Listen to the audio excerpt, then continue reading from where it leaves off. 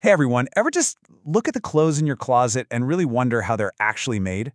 I'm not talking about the brand or the style, but how they physically went from being a roll of cloth to being, a shirt.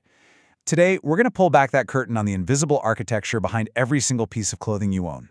Seriously, think about it for a second. You start with something totally flat, two-dimensional, a bolt of fabric, but you end up with this complex, three-dimensional thing like a jacket with sleeves and a collar and pockets.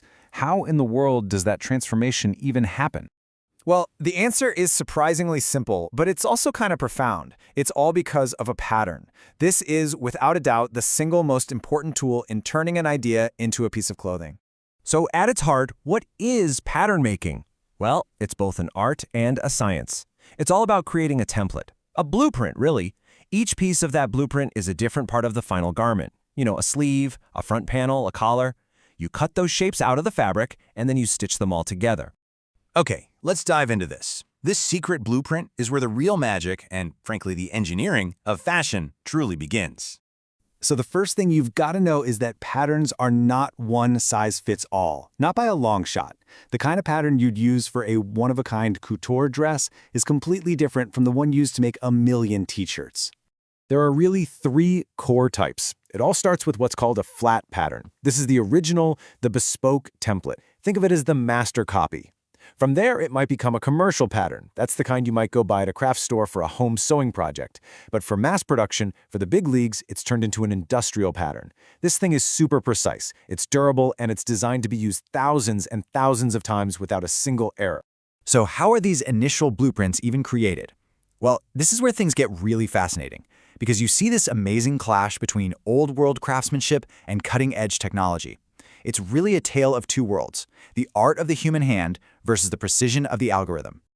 On one side, you have manual drafting. This is a very tactile, hands-on process. A pattern maker is literally drawing and fitting the pieces of paper right on a dress form.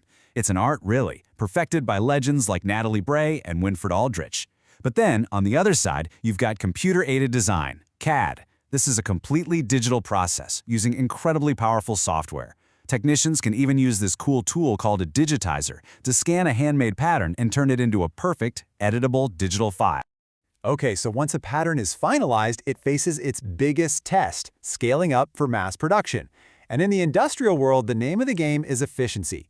Wasting even a few centimeters of fabric on every garment can end up costing a company millions of dollars. And this brings us to a huge logistical puzzle. How do you possibly arrange all the pattern pieces for thousands of garments in a whole bunch of different sizes onto a giant roll of fabric so that you waste as little as humanly possible? The solution is a process called marker making. And honestly, the best way to picture this is to think of it as an industrial-scale game of Tetris. A marker is just a giant digital sheet that has every single pattern piece from multiple sizes all arranged and nested together as tightly as possible to minimize waste.